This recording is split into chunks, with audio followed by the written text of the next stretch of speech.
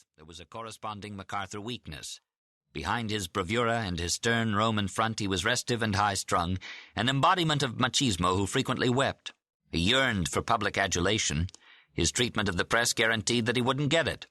After World War II, he was generous toward vanquished Dai Nippon and executed 2 Nipponese generals whose only offense was that they had fought against him. He emerged from the 1940s as a national hero in Canberra, Manila, and Tokyo, but not in Washington.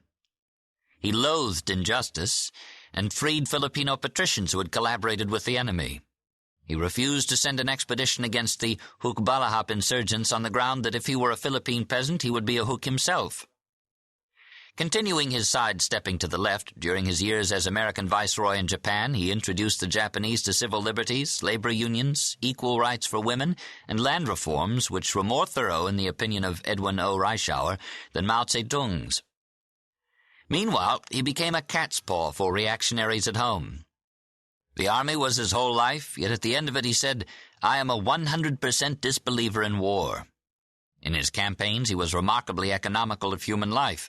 His total casualties from Australia to VJ Day were fewer than those in the Battle of the Bulge, but his GIs, unimpressed, continued to mock him cruelly.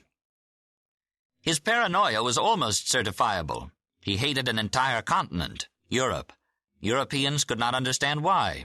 They knew he was immensely proud of his Scots lineage. He had made his name as a fighting general in France in 1918.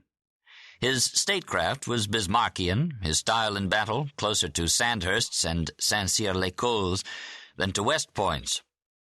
Charles de Gaulle understood him as no American could, and the British were dazzled by him. To Churchill he was the glorious commander, to Montgomery the United States' best soldier of World War II. To Lord Alanbrooke, the greatest general and the best strategist that the war produced. Nevertheless, obsessed with emerging Asia, which he regarded as his, he was almost insanely jealous of Washington's partiality toward the continent. Given his suspicious nature, this led to the conviction that Europeans in general, and the English in particular, were conspiring against him. He believed that the Pentagon was party to their intrigues. George Marshall, who disliked him personally but called him our most brilliant general, seemed to be the prime suspect, though with MacArthur you could never be sure. One moment he would be malicious and the next tolerant. He was, among other things, extremely devious. He appeared to need enemies the way other men need friends, and his conduct assured that he would always have plenty of them. But his craving for love was immense too. In his youth he idolized his father, a general like him, and like him, a winner of the Congressional Medal of Honor. His relationship with his autocratic Southern mother was more complex. Like Franklin Roosevelt and Adlai Stevenson, he was a well-born victim of Überängstlichkeit, a mama's boy, who reached his fullest dimensions in following maternal orders to be mercilessly ambitious. Pinky MacArthur moved to the U.S. Military Academy when he enrolled there. From Craney's Hotel she could see the lamp in her son's room and tell whether or not he was studying, and later she mortified him by writing ludicrous letters to his superiors demanding that he be promoted.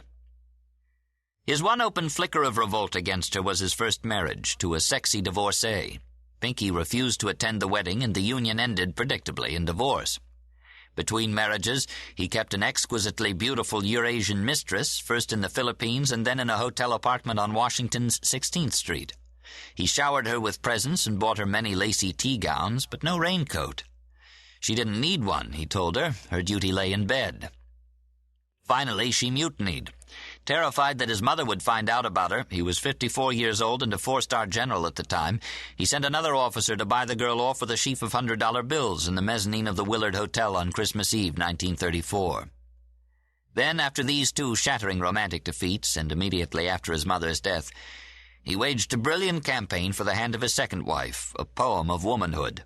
She and their only child became the sources of his greatest happiness. MacArthur, being MacArthur, became the total father, but, being MacArthur, he couldn't let go.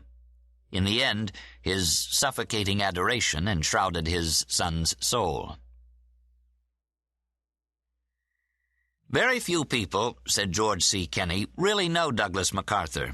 Those who do or think they do either admire him or dislike him. They are never neutral on the subject. Certainly no other American commander, and possibly no other American, has been more controversial.